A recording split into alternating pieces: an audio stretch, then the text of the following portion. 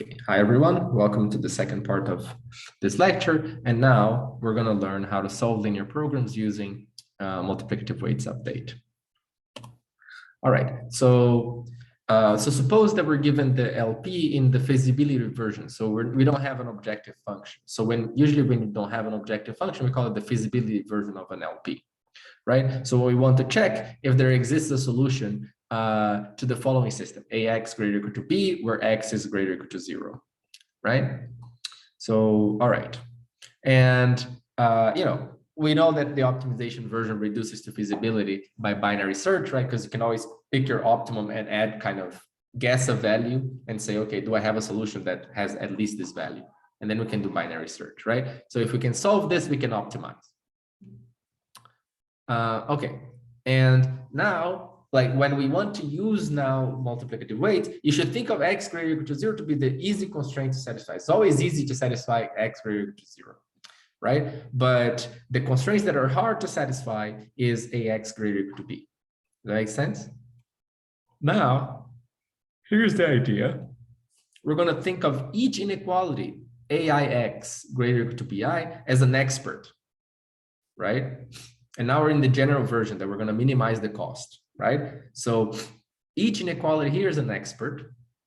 And AI here is the ith row of A, right? So our matrix here, because AI gives you exactly the ith inequality. So we have A1, A2, up to AM, right? And then we have B1 up to BM as well. Right? And now each constraint would like to be the hardest constraint, the one that's violated the most by the current proposed solution. Okay? So each constraint likes, okay, whatever solution you're going to give me, I'm going to be the one, I really want to be the one that's violated the most. Okay? So more precisely, what does this mean, right? Like mathematically, what does this mean? This means that the cost of the ith constraint is exactly AIX minus BI. If you give the solution X, that's the cost of the ith constraint. Does that make sense? So, all right. And now we would like to propose a feasible solution, right? And what is a feasible solution? A feasible solution will be where all the constraints are greater or equal to 0, right? If one exists, right? But it's hard to deal with all the constraints at the same time, right? Because it's really hard to find a solution if I have to, because maybe you find a solution to one and then you violate another one, and we're not using any kind of algorithm that will do that for us, right? So we're just trying to figure out how do we deal with all of them? Well, it's hard to deal with them at the same time, but it's easy to deal with them one at a time, right? So here's what we're going to do. So, okay. So we would like to minimize, right? We would like to minimize the cost of the kind of hardest constraint, right? So we like to have a solution that is not bad for everybody, right? So the worst constraint is not violated much, right? So here's what we're going to do. Well, it turns out that the multiplicative weights update provides a way of combining all the constraints into one constraint. And also, it allows you to combine at every time t, you can guess a solution xt. And at every time t that you're guessing a solution, the multiplicative weights update will allow you to combine all of those solutions into your final solution. Because maybe you say, okay, let me guess a solution. And then oh, that solution was really bad for one of my constraints. Then you say, okay, let me guess another solution. So multiplicative weights update will allow also you to kind of merge all of these guesses that you had into one, and also guide you to the proper point that is like it allows you that if you guess a solution that's wrong for one constraint, it would allow you to guess in the next time a solution that this constraint that was really bad will not be so bad, right? So once you do this many times, essentially you're balancing what the worst constraint is, okay? So how do we do that? Well, all right. So what we're going to do here is, remember, if multiplicative weights update, it finds a probability distribution over experts. What is this probability distribution doing? It's saying, well, your expert here if your constraint is being violated by all your proposed solutions a lot, what multiplicative weight update will say is like, well, you know, this is the real hard constraint that you do need to solve. So you better give me a solution that solves this one. Does that make sense? Right? So the idea is that the multiplicative weights update is telling you, look, these are the hardest constraints that you have not solved. You better give me a solution that solves these ones, right? And if I give solutions like overall that each, like, let's say, you know, let's say that 90% of my solutions that I proposed solve each constraint. Then if I average all these solutions, the idea is that this average is roughly solving all the constraints. Does that make sense? It's not going to be bad for any of them, right? Because 90% of the time, each of my proposed solutions were actually reasonable, right? So when you average, you get a reasonable solution for everybody. Okay, so we're going to see this in more detail now.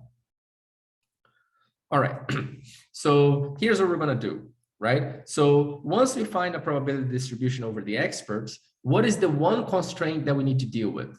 The one constraint is exactly the weighted constraint, like PT times AX. And this is going to be greater or equal than PT times B. And what are we doing here, right? So let me just go back. If I have my constraints like AIX minus BI, and I'm going to say, well, the weight in which I should consider this constraint is PI, right?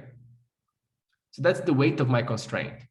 But now it's still, if I don't do something to merge all the constraints, I'm still dealing with, I have to deal with one of them at the same time. So what I do, I simply sum overall I going from 1 up to n. Right? And now this is only one constraint that I need. I want to make this greater or equal to 0, right? So only one constraint. And this is exactly what is written here, right? So if I had the weights of my constraints, I just do the normalization of the weights, okay? And I have this one constraint to deal with. All right, so, and again, as we discussed, the multiplicative weights update will show that over the long run, the total violation of our weighted constraints will be close to the total violation of the worst violated constraint. Right? That's what the multiplicative, like the theorem that we have gives us. Does that make sense? So, all right. So now let's do this, right? So we want to solve this minimizes linear program. And what is our strategy? Our strategy is that each time, right? So our strategy here is that at each time, we're going to get a solution xt such that axt, well, when I multiply by p times t is greater or equal than pt times b, right? That's what we're getting. Like, suppose that we can always find this xt, and we know that xt is greater or equal to 0, right? Like that's always guaranteed. So, okay, so suppose that we always find this. Okay, so we always find xt such that this is satisfied at each step. Then, well, we can just invoke right now the multiplicative weights update theorem that we have. And we have what? That the total cost, which is this, is less than log m, because remember, m is the number of experts, over epsilon, times sum of AIXT minus BI plus epsilon times this, times the absolute value of the cost, right? So this is the cost of the ith experts. Let me just write like what the theorem said. So this is our cost.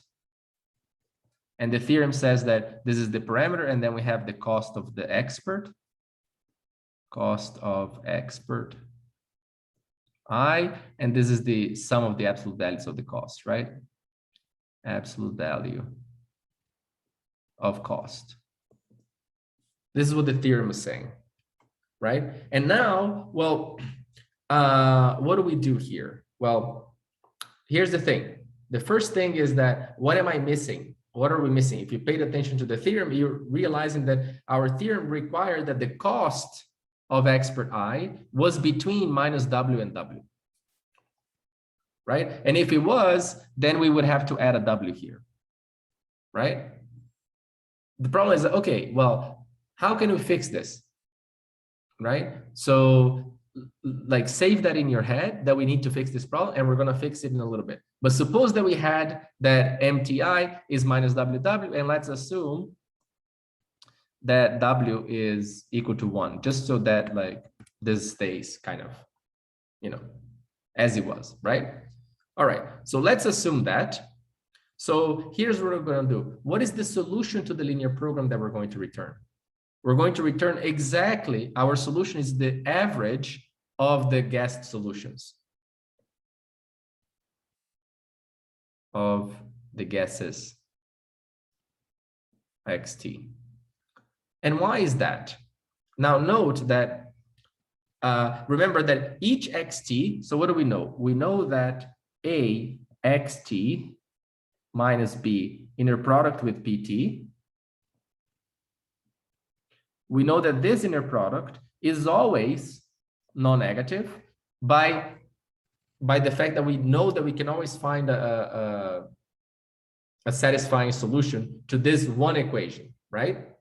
So xt satisfies this, which means that our cost, this guy here, is greater or equal to 0. Because each of these elements is greater or equal to 0, right? So then we have that, now, if we divide by t, if we have this sum of like x is equal to 1 over t times this sum, what happens on this side here? What happens is that we have 0, let me put it in another color. So 0 is less than or equal to log m over epsilon times t. I'm just dividing everything by t. And then I have plus, now let's look at this sum here. The sum will be exactly what? Will be ai times 1 over t, sum of xt, because the only thing that depends on t in this sum here is just the xt, right? So we can just average it, minus bi. So this is like this inequality here. Sorry, this equation here. And then the other sum is, remember, let's just assume that our w is between minus 1 and 1, right? So this is going to be epsilon over t plus times t, right? Because each of these, we're assuming that they're like less than or equal to 1. Each of these absolute values, right? So if we do this, then you can see that these t cancels, so we get epsilon. And then here, this is exactly our solution, right? So then what do we see? Well, okay. Oh, sorry. Yeah. So what do we see here? So if we rearrange this inequality, we get that our solution, what is the violation in the constraint? AIX minus BI is greater or equal to like minus epsilon minus log m over epsilon times t, right? So this is how much our constraint is being violated, right? So then if we set t appropriately, this becomes a constant, a small constant, right? This becomes like roughly minus epsilon. Does that make sense? So if I run this algorithm like for a bunch of times, this becomes roughly minus epsilon. So you can see that like we will find a solution that approximately solves our linear program. And this is the best we can do, right? With multiplicative weights. Okay. So, all right. Now the question is, there was another thing that we did notice, well, that we didn't touch. Is like, what if at some point I get this probability here, PT, and this system is infeasible, right? Because we were assuming that at every time we could find a non-negative xt that satisfies this inequality. But what if at some point there's no x greater or equal to 0 such that this constraint is satisfied?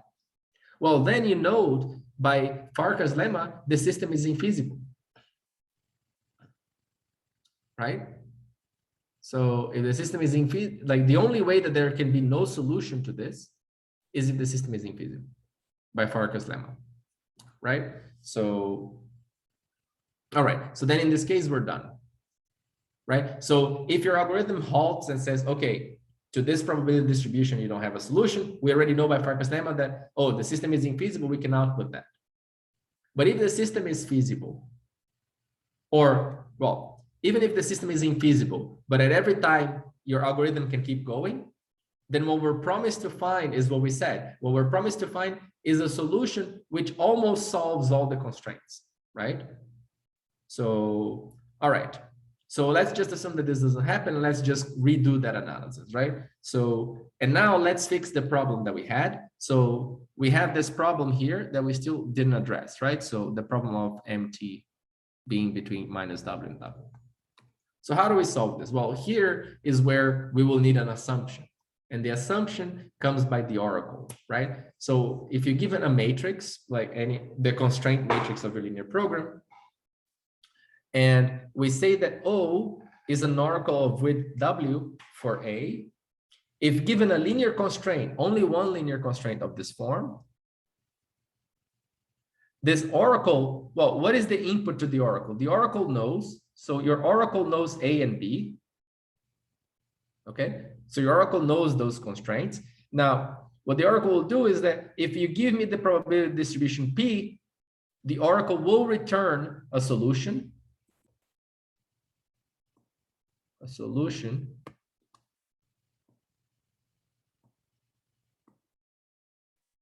Such that y is greater or equal to 0 and like each constraint is violated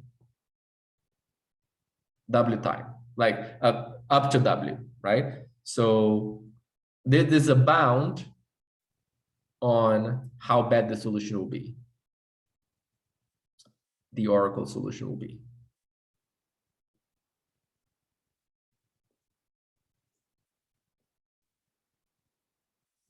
Right? So if we have an oracle that gives you some bound, W, right? This is exactly the W that we'll need. Right? And you can see here why this W is important, because if you don't have a good oracle, it's really hard for you to recover from a really bad solution, right? And you may always have a bad solution. But if you have this oracle, what we have is that the multiplicative weights update that we talked about, what does it do? It will return, it either finds a solution Y such that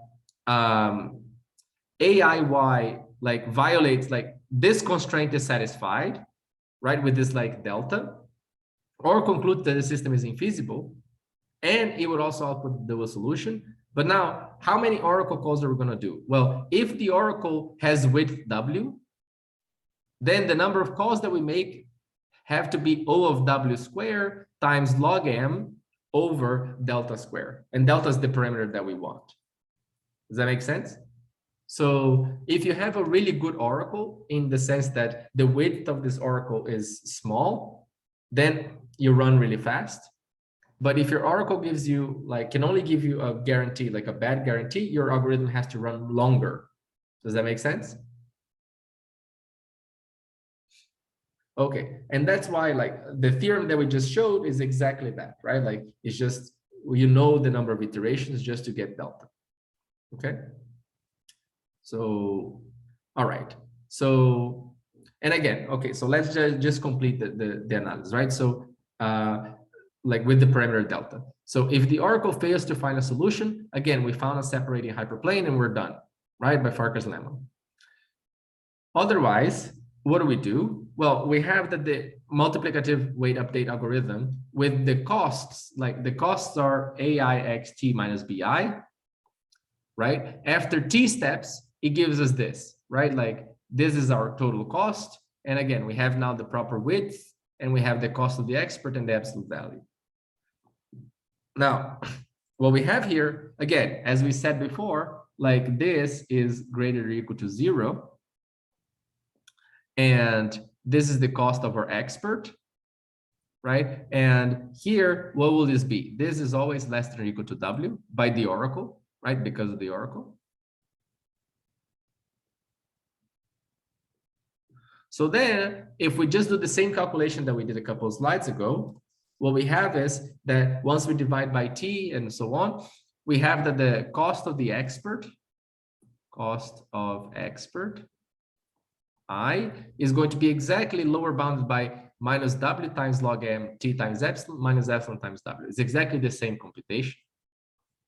And then what do we need to do? If we set epsilon to be delta over 2W, because you can always set epsilon, right? It's something that we can do. And if you set T, which is the running time of the algorithm, what do we get? We get that this right-hand side here becomes greater or equal to minus delta.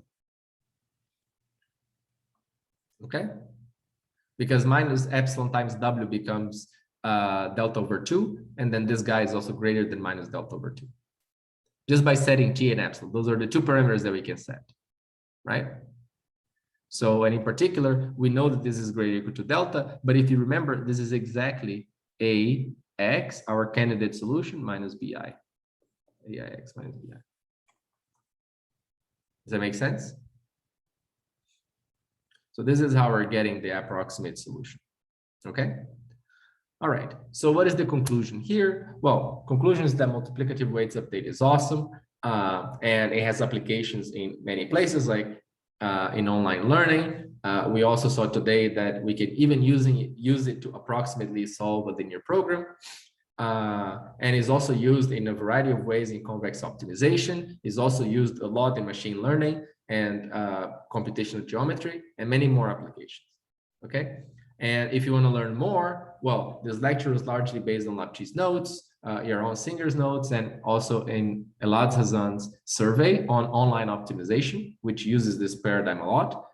And if you want to learn more, like these are all the resources that I used and that I learned this material from. Okay, so if you have any questions, I'm happy to respond. Otherwise, the lecture is over.